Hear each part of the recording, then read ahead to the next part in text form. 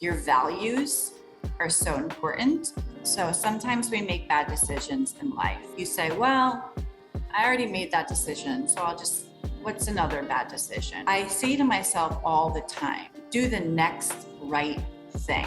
You can always right your wrong. If you feel like you're going sideways, you can always turn yourself back up. In branding, it's being disciplined in the same way that you might be disciplined about your own personal self and space.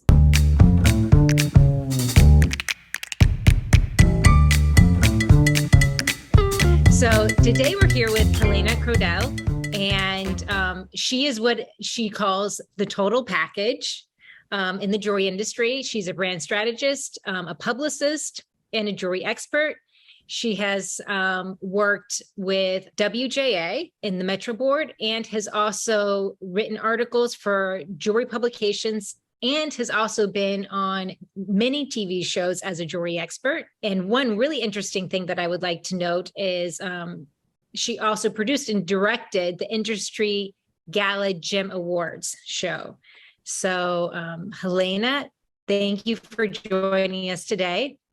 The first question I have for you today is just, tell me a little bit about yourself and how many years you've been working in this industry.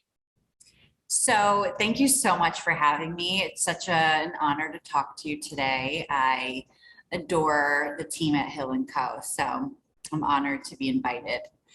I started in the jewelry industry many years ago, and when I was first going to school, not to take you all the way back, but when I was first going to school, I really had a passion for fashion, and I thought I was going to work in the fashion industry. I studied textile marketing and minored in business, and I really got my legs about me when I graduated from school and I was working as a publicist. And I ended up having John Hardy as my first client, which was amazing. It was, one of the best jewelers at the time. And it was an amazing experience to just start to get involved in the fine jewelry industry. I was working in New Canaan, Connecticut. I'm originally from Connecticut, and my clients were always in the city, and I knew I wanted to be in New York City. So when I had enough experience, I started looking for something else. And it was a 3-line article in the New York Times. It was a classified ad. That's when the newspaper actually was still in print.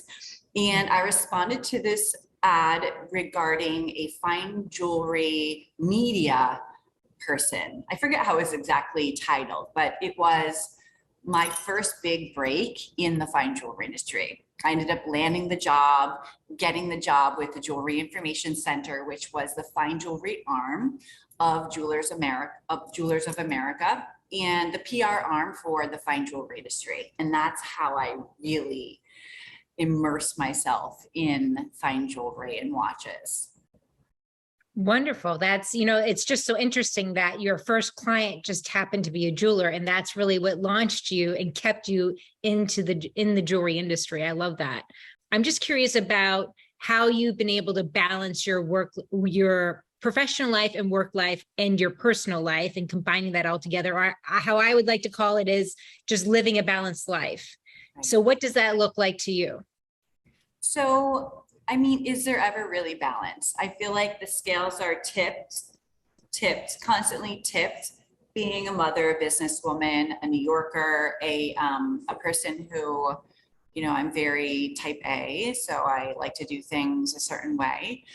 But I would say the biggest thing I have learned during COVID was learning how to shut things off and learning how to compartmentalize. So I do not multitask anymore.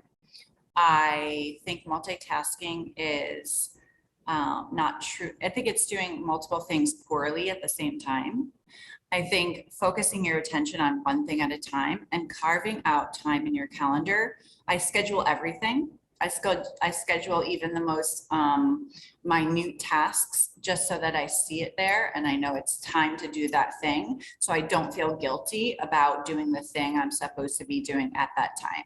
So using my calendar, carving out chunks of time where I'm really focused on work, and then turning it off and pivoting towards my child or my home or working out or whatever it is that needs to be done. But I really try not to do more than one thing at a time. And that has truly helped me be more efficient. And I find I just get things done way faster now because I'm not trying to answer an email while I'm on a call or to do something else when it's not that time. And I think it's been especially important since we are at home now a lot of times working. And so I have to say, this is not time for laundry. This is time for working. And so the pile of laundry or the dishes or whatever it is around me physically is not what I'm supposed to be doing. And working in a clear space with nothing around, like I'm definitely a minimalist. So having nothing around me is super helpful. Just focus on my computer screen or my call or whatever I'm supposed to be doing at that moment. No, I love that advice. I think that's wonderful advice for any of our viewers to really take to heart, you know. So talking about being productive, which you've kind of gleaned into a little bit, like when are you the most productive during your day? Tell me what your day looks like. So my day, I'm definitely more productive in the morning, and I always do the hardest task first because then you don't dread it the whole day and you get it done. Yeah. And anything I do before 10 a.m. is glorious because then the rest of the day, you just ride that wave of productivity. I start work as soon as I get my personal life sorted in the morning. And I do work traditionally 9 to 5 or 9 to 4. And then I pick back up late at night.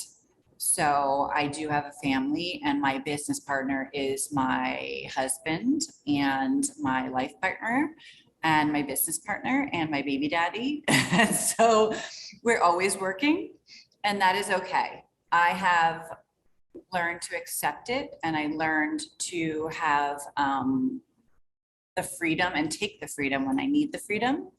But I do carve out that time, and I make sure that I have my daughter's schedule sorted so that I can really be productive, because I find that I do like to work Monday through Friday. We have never been open traditionally on weekends. Like we don't see clients on weekends, but we do take late night appointments in the evenings. Mm-hmm. That's typically David, but I will pick my computer back up sometimes at 9 or 10 o'clock and go back to work and know that in the middle of the day, I have some time to do my personal life. That's wonderful. So I was just kind of curious of, how you moved from the JIC to what you're doing now. This was such a big decision for me when I left JIC. We had merged with Jewelers of America. The fine jewelry industry was going in a direction I felt like it's so traditional. And I felt like I wanted to do something a little less traditional. I was still very happy working there. I loved my staff. I loved my colleagues. I loved what I was doing, but I felt like I was doing the same thing over and over again. And I didn't feel like I was growing to a place that could challenge me and just help grow my own personal brand.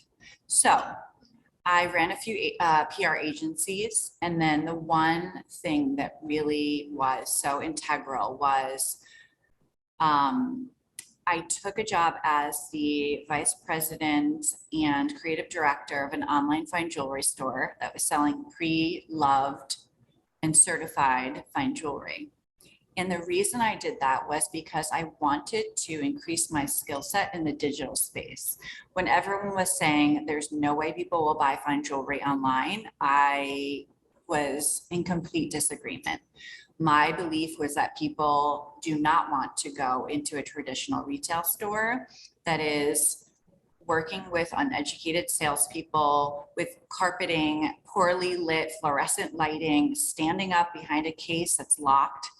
And I just thought, no, this is not the future.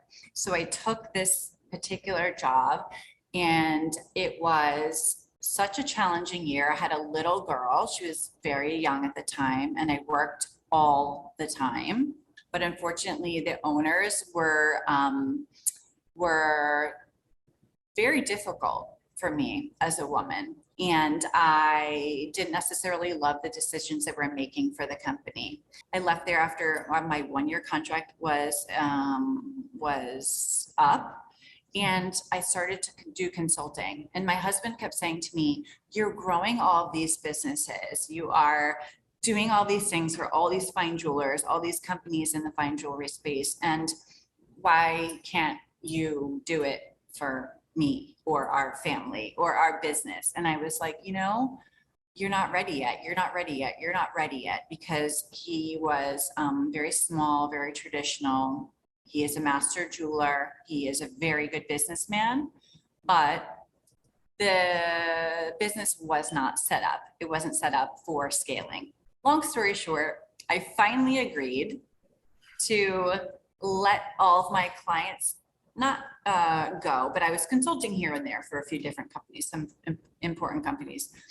And I finally made the leap of faith and we joined forces. And it was the best and hardest decision I've ever made. My partner is my lover, my husband, my daughter's father, he's everything. And it's all the eggs are in one basket. They're all in a big fat basket, and it's okay. Well, and I love, I'm going to just touch on 2 points that you said there, which one is this previous job that you were working with, the contract for the year. You took on that challenge, right? Knowing that it was going to be difficult, but that you would learn a lot. It seems to me like you're very good at seeing the future and knowing where you should be going. I think so. I mean, that's been one of the things that has always truly helped me. I do listen to my intuition. I think more women should. And I think as I get older as a woman, I'm listening more and more to it. But that was a really hard decision. I've never failed at a job. And I felt like by leaving, even after the 1-year contract was done, I felt like maybe I'm failing here, because I should just keep going. I was loving the growth that we were seeing. I was loving the traction that we were making and the effectiveness of my work. But if you don't respect the people who are running the business and the decisions they're making, I was constantly butting heads, and my quality of life was starting to sink. And I did start to get those Sunday night scaries where I was like, I don't want to go there tomorrow. I'm leaving my child, my little girl, to go to this, to fight with people. I was just like, I'll fight for what I believe in, but I'm not fighting over right and wrong. Like, if you don't know what right and wrong is, it's not my job to teach you about right and wrong. It's just like, I don't want to have that battle. I'm so sorry, but I'm not your mother.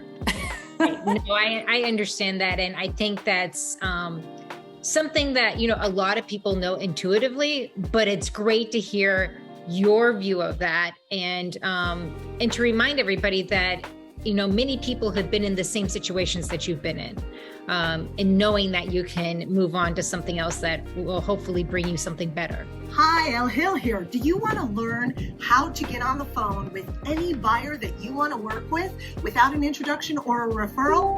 Click to get the downloadable that we've made for you that you can start using right away and will be really useful for your business and growing your revenue.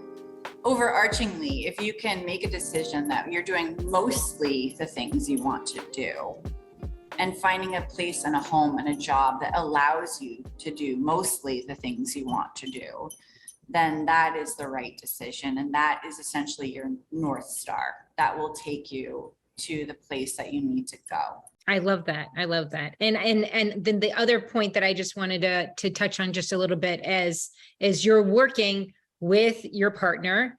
And I'm sure, as you said, that can be challenging at times, also rewarding at times. It's really taught me a lot about myself. I mean, most importantly, patience. I am very fast. I am turbo. David is very slow, snail-like.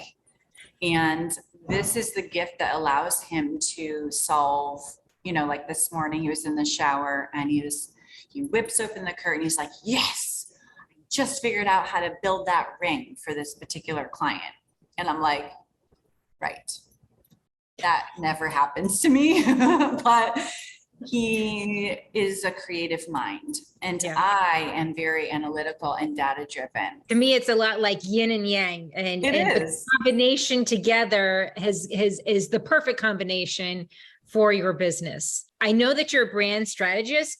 Give me what are your top most important tips for branding? Okay, this is such a great question. I'm glad that you asked me this, because I'm right now, we are scaling our business, and it's growing so fast, and we are basically laying each brick one piece at a time. And one of the things that I think people as people and as individuals and workers should also think about is how to brand themselves. And you can even do a brand deck about yourself. And this is such an important piece to soul search, to figure out what your next step is. And I think a lot of kids who are coming out of college, they really understand branding at its most basic level, because many of them are putting together Instagram profiles or TikTok profiles. So they need to think about what's integral to their own personal brand. So my top, I would say 3 are: figure out your life POV and what that means, whether it's how you dress. Like, I know for me, I don't wear patterns in color. I just don't. I don't feel good in them. I don't like how I look in them. It doesn't feel like it's me. So I wear solid colors, and I do wear denim and sparkle. So that is like part of my brand essence, and a lot of jewelry. And I would say, get really granular about the things that make you feel good, whether it's your clothing or how you present yourself. I mean, really basic. Like, people always ask me, where are you from? Because they think I have a specific accent, because I'm from Connecticut. But one of the things that I learned about myself was, when I was really early on in the media world, I had a little bit of like slang.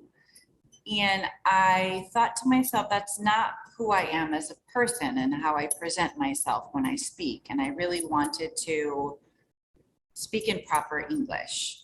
So I took out the ums, and I tried to take out the likes, even though I am a Valley girl at heart. So figuring out how you're presenting yourself on every platform, and how you want people to consume you as a brand. So whether it's your clothing, your jewelry, what you're putting out there on social media, your values are so important. And I say to myself all the time, do the next right thing. So sometimes we make bad decisions in life, and you say, well, I already made that decision, so what's another bad decision? Or I just keep going on that path. You can always correct yourself. You can always right your wrong. If you feel like you're going sideways, you can always turn yourself back up. So I would say in branding, it's being disciplined in the same way that you might be disciplined about your own personal self and space. No, I think that's great. The one thing that I just want to, the key item here, I think that I'm going to pick up on is, and just dive into a little bit more, is just keeping the consistency. And so that's what I'm really hearing from you. It's like, you pick your thing and then you're going to go with it. If you want to dress in all, monochromatic, then dress in all monochromatic. If you like colors and flowers and patterns, then that is your personality. Because it's confusing to the viewer if they see too many different things. Correct. And I think that's so true with especially small growing businesses. They look around and they say, well, that looks like, that's a great flavor. Okay, that's a great flavor. That's a great flavor. And it's like, but people are trying to figure out who you are. And if you don't tell them and tell them again and tell them again, they're going to make their own assumptions. So if they know that David Allen is a luxury brand based in New York City, and we are so dedicated to customer service. And so every single thing I do has to have those key 3 elements. So it's luxurious, it is customer service, and it's urban. So we don't do anything that is not those three things. So whether it's packaging, or it's when someone walks through the door, or it is a phone call that we make, or an email, or how we talk about the brand on Instagram, it's just going back to those three core things, and nothing will deviate from that. And you can tell people are starting to consume the brand as you're serving it up, because we stay like this on the track. We're going to keep on going. Like, you just, once you figure out what it is you stand for, you just have to be so disciplined, because when the person out there is trying to decide if they align their own core values with your brand, they have to first know what you stand for. And so I think this is why so many of these amazing luxury goods companies, whether it's Louis Vuitton or anyone in the fine jewelry space, these key elements are ingrained in people's minds because of discipline of the brand. Of course, of course. One key element here that I want to touch on a little bit is, because I'm very passionate about it, which is customer service. You can have the best product in the world, but if you don't have great customer service, it doesn't mean anything. And so I would just love to hear your thoughts on that, and how you're taking care of your customer service at David Allen. So this has been one of the biggest pieces of the brand growth that I have really keyed in and honed in on. David, who was a sole proprietor, was doing everything when we first got together. And it was so organic and so homegrown and so singular, that as many small business owners, when I joined, I just watched. I was like, let me look at what's happening here. And I found the biggest element was the fine jewelry was always perfect. I mean, he is a genius. He is a master jeweler beyond talent, but that wasn't the issue. The issue was inconsistencies in how we treated specific processes in the business. So I looked at the brand as I'm not touching the jewelry. What I want to change is how we interact and make people feel. And so that has been one of the key things that we always do, is we always respond in a timely manner. We always respond with integrity and charm. And we always, always respect what they need and want, even if it's almost impossible. However, we will act as advisors, and we won't deviate from what's right. So if someone wants us to make something that is a copy, we will never do that. If someone wants us to make something and their timeline is not realistic, we won't do that. If someone wants us to make something that's not structurally doesn't have integrity, we won't do that.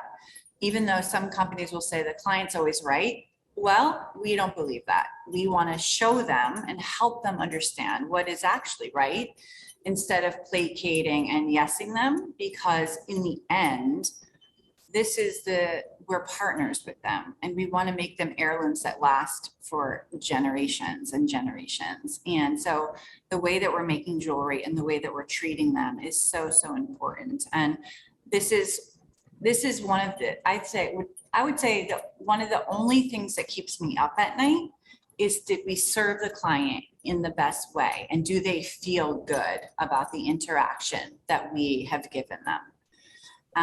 And we strive to do it. And that's, I think, one of the biggest struggles of having your own business, is that people have opinions and beliefs, and you need to make sure that you do the right thing by them and by your business as well. Jewelry, it's glamorous, it's glitzy, it's wonderful, but it's also about, especially when you're doing custom work, working with that customer can sometimes be very personal. Jewelry is very personal. You're not building a carburetor, right? So, and so I think just the nature of the product that you're producing warrants, a different type of relationship with your customers, definitely more intimate and more detailed. depending upon the situation and the, you know, how big the project might happen to be.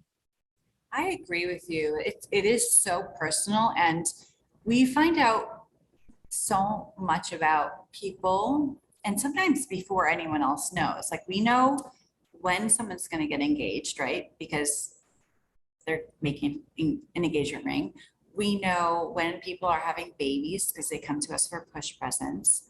We know sometimes when someone is going to get divorced on the flip side. We know when their family members pass away because they might have inherited things from their mother or grandmother. And the stories behind these pieces. I mean, our biggest joy is bringing their story, their life story, to life in the piece of jewelry, whether it's an engraving at the most basic level, or putting binary codes on the inside of rings with fluorescent diamonds, or taking diamonds from an existing piece and making it into something new. I call David the jewelry whisperer because he's absorbing the stories that our clients tell and then refabricating the piece into a real talisman that will carry the family history forever. Oh, that's wonderful. I think that's the perfect analogy to what he does. So that is a very wonderful explanation. I love that. Obviously, what I feel from you coming through the Zoom here today is that, you know, how much passion you have for each other, and definitely the connection that you have with David Allen, which obviously has, you know, helped grow the business in your professional life, for sure. Yeah. And it's given me back so much more than I could have imagined. So I would say taking that leap of faith for anyone who has that question mark above their head is just do it. Do it. And you can always, tomorrow you could always change. Right. Nothing's etched in stone. Yeah. Take that risk. Take that risk, because you'll never know until you try. I could have failed miserably, or good news, we didn't. That's life. You know, life is too short. You got to take your chances when you have them. Yeah. Yeah. Wonderful. I mean, I never want to have regrets. So Yes. Yes. No, neither do I. So my last question here for you today is, what's one question you wish I had asked today, and how would you have answered it? And if you don't have anything that you can think of, that's fine. Well, this is going to tie back to something that you did send to me. And it was, who would you have lunch or drinks with? I did say that. Yes. And yes. I love that question because, so the Elvis Presley movie just came out, and he was such a fascinating person. In fact, our daughter's name is Presley. We're obsessed with Elvis Presley, but I also had Preston, which was a family name. And we didn't know what we were having, a girl or a boy, when I was pregnant. And so I would love to have lunch or drinks with Elvis Presley's jeweler called Lowell Hayes. He's passed, but the stories that well, Elvis is such a fascinating character, but the jewelry that he wore was so talisman-like. It was so personal, and he was so generous. He used to just give away jewelry during shows, and he would ask his jeweler, Lowell Hayes, to bring a trunk of jewelry to his tours and his concerts, because he never knew how he was going to feel and what he'd want to wear. And he custom made a lot of pieces that were so personal, a lot of things with initials and things like that. So I would love to have drinks or dinner with his jeweler just to hear the stories, because I think he is the ultimate. He just opened the world for men especially, to wear jewelry and to be completely inappropriate and over the top. I love that. And my actually, philosophy on jewelry: more the merrier, over the top. fabulous. I love that. And you've taught me something that I did not know about Elvis and his jewelry today. Yes. And go see the movie if you haven't seen it. Yes, I'll have to do that. Well, Helena, this has been wonderful. Thank you so much for all your insights. And I look forward to meeting you again. If you like that video, you're going to love the next one. It's full of our expertise and tips on diamonds, gemstones, and jewelry, growing your top line revenue, and business strategy. Just click on the link, subscribe, and hit the bell button so that you'll be notified of our next videos, and give us a like. Bye for now.